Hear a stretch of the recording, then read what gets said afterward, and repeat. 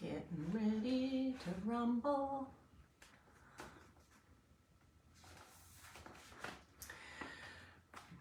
Happy Sunday morning.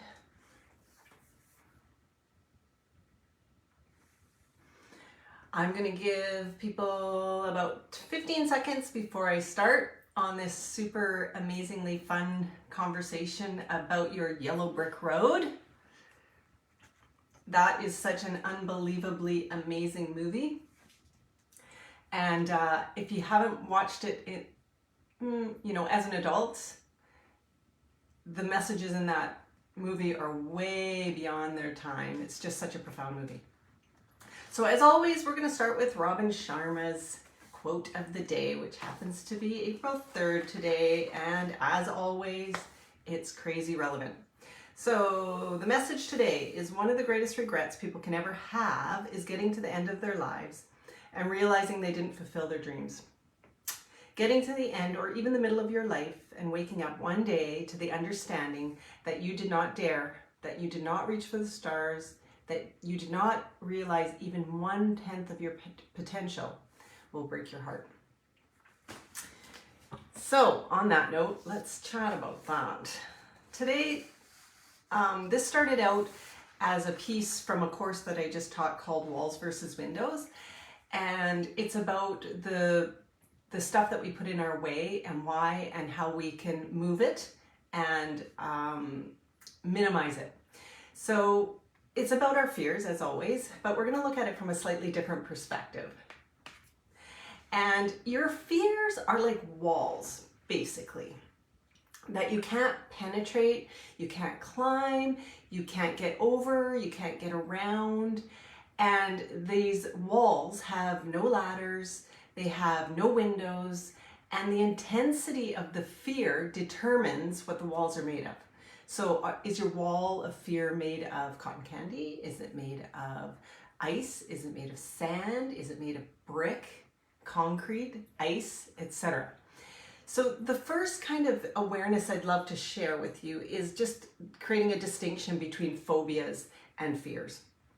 So phobias are fears with irrational responses, even when the person isn't in danger. So as an example, people have fears of open water.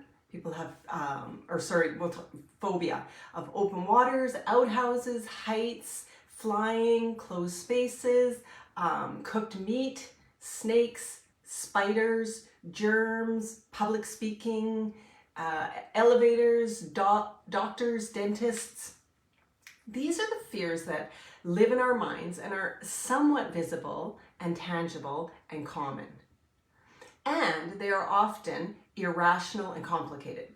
I have a tremendous fear of open water and of outhouses. I will literally pee behind the outhouse. So I'm pretty sure that I drowned in a past life, and I was probably held captive in an outhouse in a past life, or as I like to say, I probably drowned in an outhouse in a past life.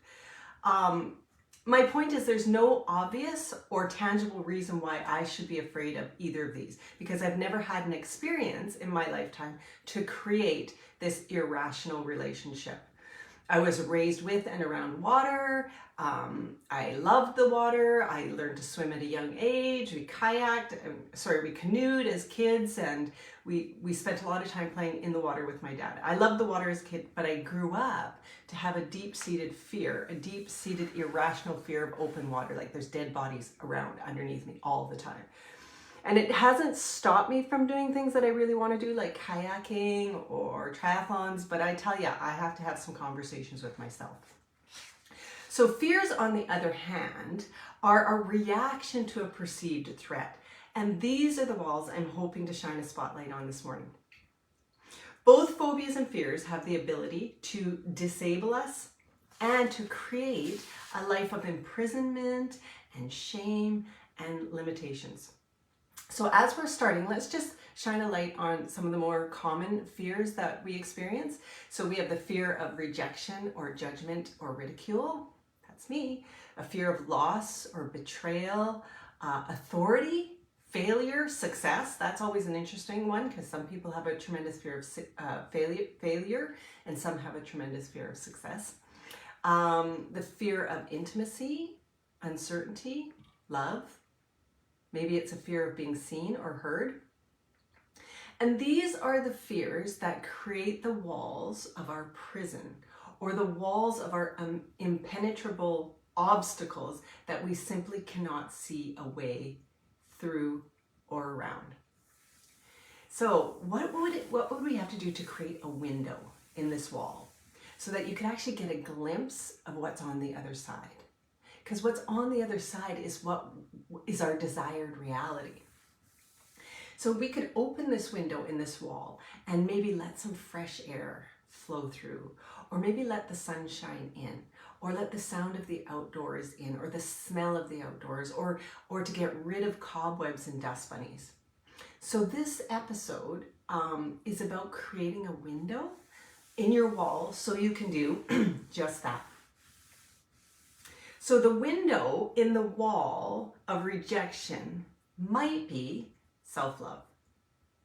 And the window in the wall of judgment might be acceptance. The window in the wall of ridicule might be compassion. I'm just giving you some examples here. The window in the wall of loss and betrayal might be trust and connection. And the window in the wall of intimacy might be trust. The window in the wall of uncertainty might be just living in the moment. And I totally get that this is actually counterintuitive to the fear. It's like, are you kidding me? That is what my wall was built to protect. All that potential hurt and pain and misery and suffering that the human experience might throw at me, that's what my wall is there to protect. Why would I want to put a window in there? So a beautiful reminder is that pain is inevitable and suffering is optional. Suffering is literally created by our thinking. In other words, we create our walls with our thinking, and therefore we can create our windows with our thinking. We can take down the walls with our thinking and our choices, and we can replace the walls with windows, and we can venture around, over, or through the wall, depending on what it's made of. The more attached we are to the fear, the more significance we give to the fear. And the more we believe the fear, the bigger and the thicker the walls are. But what if everything is a lie and there's no truth to the story? So as an example, let's say your father left you when you were a child and you never saw him again. And you watched your mom work 2 or 3 jobs to make ends meet. And then maybe you fell in love when you were 14 or 15, 16, and basically gave your virginity to some kid in the backseat of a car while he was eating McDonald's hamburger and drinking a beer. And from there, you basically hopscotched from relationship, which all basically look the same. Chances are you might have a fear of intimacy, or a fear of loss, or betrayal, or rejection, which are your walls. These are your walls. But when you look at the facts of the story, the facts are your dad left, you lost your virginity at 14 or 15 or 16, and you followed a pattern. This doesn't have to be your destiny. It doesn't have to define who you are, and it doesn't mean you're not worthy. This is your wall. And most of us have several walls. So just imagine what the road looks like when you have these monstrous 40 foot tall walls made of 10-foot thick brick that span the entire width of your yellow brick road. It would make it pretty easy to just stay where you are, believing that your yellow brick road ends in a dead end with no choices. But what if we started with a really small window in each wall? And perhaps the window is, I'm worthy of unconditional love, I am worthy of self-respect and respect, I'm worthy of self-love. Are you rolling your eyes or sticking your finger down your throat? Because Shouldn't do that. Your eyes will get stuck. So maybe the window is, I'm not broken. I don't need to be fixed. There's nothing wrong with me. I am whole. I can be whoever I choose to be. My gift is being different. And these aren't lies or tricks or like weak affirmations that you're telling yourself. They are the truth. Everyone's worthy of love. Everyone's worthy of self-respect. Everyone's worthy of a healthy relationship. You are worthy of success. You're not broken. You are not a hand-me-down. You are not a second choice. You are not a doormat. So some great questions to ask yourself around these walls that you've built for yourself is, who created your fears? What is it attached to? And if you let go of your fear, what would happen? Can you let go of it? Will you let go of it? Those are really interesting questions. Some people aren't willing to let go of it because that is their comfort zone. So fear is created in our minds, and it is a function of our ego. And our ego is the part of us that was created at a very young age when we began to learn that we weren't good enough. And her or his job is to keep you believing the lies and the stories. She can't help it. She thinks, or he thinks, he's protecting you from hurt and pain and suffering. So in The Wizard of Oz, which is what we're talking about here, the walls were a fear of not being smart, a fear of not being brave, and a fear of not being loved. And everything Dorothy was looking for was inside of her all the time, the whole time, her whole journey. Just like us. We create the walls in our minds, and we can create the windows with the answers that are and always have been within each of us. You know how, you know why, and you know the truth. You just need to remember, which means to put yourself back together in the perfect version of who you were before the world started to tell you, or before you learned or were told or began to believe that you weren't perfect and whole and worthy. And by perfect, I mean perfectly imperfect. We're all perfectly imperfect. That's just how it rolls as a human experience. So I'd love to share some valuable lesson from a few of the most profound and established spiritual teachers of our time, starting with my very favorite saying by Joseph Campbell. And it goes, the cave that you fear to enter holds the treasure that you seek. And the fear, the cave, is your wall, is your fear. And the treasure is on the other side. The treasure is inside of you. And Carl Jung said, what you resist persists. So the more you give your fears significance, the more significant they are. And Robin Sharma, one of my very favorites, and he's Canadian, what you focus on grows, what you think about expands, what you dwell upon determines your destiny. So how do you start? So I wanted to share some simple tips. There's simplistic tips, but that doesn't mean that they're simple to implement, to help you lean into your fears instead of hiding from them. And when I say some simple tips, what I don't want to negate that your fears are not simple or they're not bigger than they are. Your fears are what they are, and everyone has a unique relationship to their fear. All I'm saying is these steps that I'm going to give you are simplistic in terms of being able to lean into the fears. The first one, and the most important one, is to actually get to know your fears. Actually sit down and figure out what your fears are, because if you don't know what your fears are, it's pretty tough to take the next step. So we're just going to use rejection as an example, just to make it simple. So let's just say one of my fears from my story as a kid is rejection, tremendous fear of rejection. So the second step is to understand your attachment to that fear. So for me, the attachment was my childhood experience. So what are my fears? And we all have a lot of fears. I'm just using one, but maybe you have 10 that you can write out. The second step is to understand your attachment to each one of those fears. Then the third one is to outline the strategies that you use to enable or protect those fears. So I was teaching a workshop once, and we were doing an exercise around fears. And the first thing I had the group do was write down their top 3 fears. And I had one lady who was, I'm going to say she was in her mid-30s.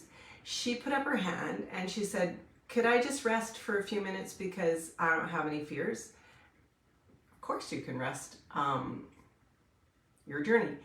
So it was really interesting because it was obvious that one of her strategies to protect her fears is denial. Because we all have fears. We all have fears. So what are the strategies that you use to enable your fears? Is it hiding? Is it perfectionism? Is it procrastination? Is it denial? Is it lying? Is it maybe a numbing agent? Once you identify those strategies, all of a sudden they begin to lose some of their power. The next step is to invite your fears on the journey with you.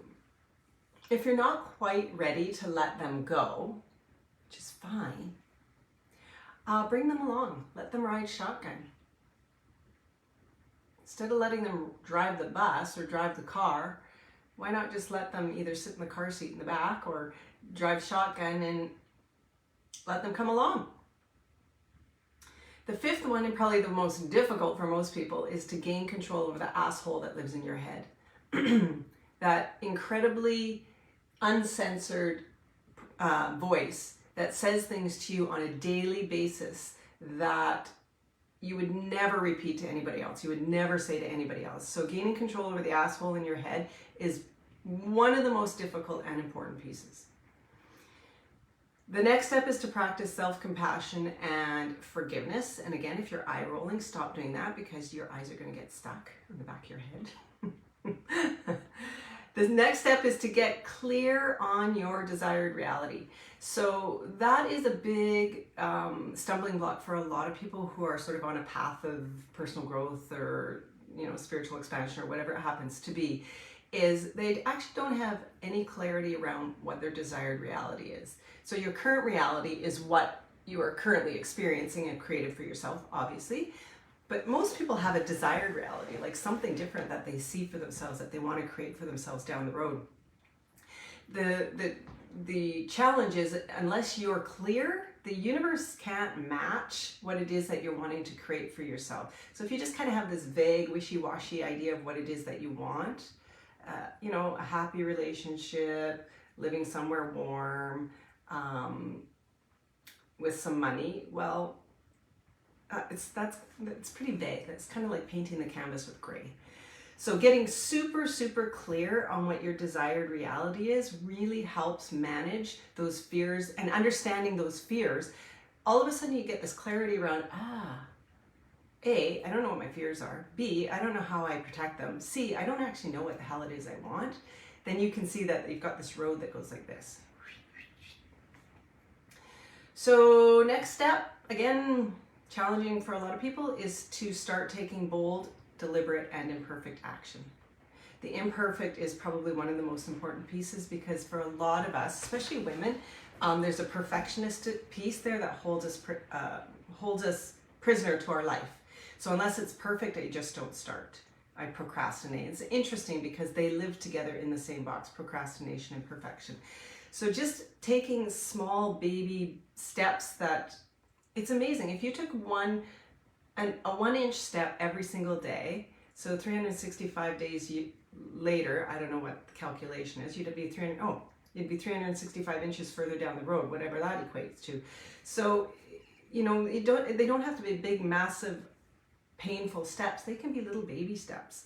And you're going to move towards your desired reality. You're going to figure out ways to get around the walls. For those of you who just popped in now, there's quite a few people that have popped in now. You'll probably want to go back and start at the beginning of this live, because I've talked a lot about the fears that we put in our way and how they grow, what they look like, how we can create a space around them, how we can build a window so that we can see what's on the other side. All of those really important pieces. And then the last thing is basically to watch the outcome change.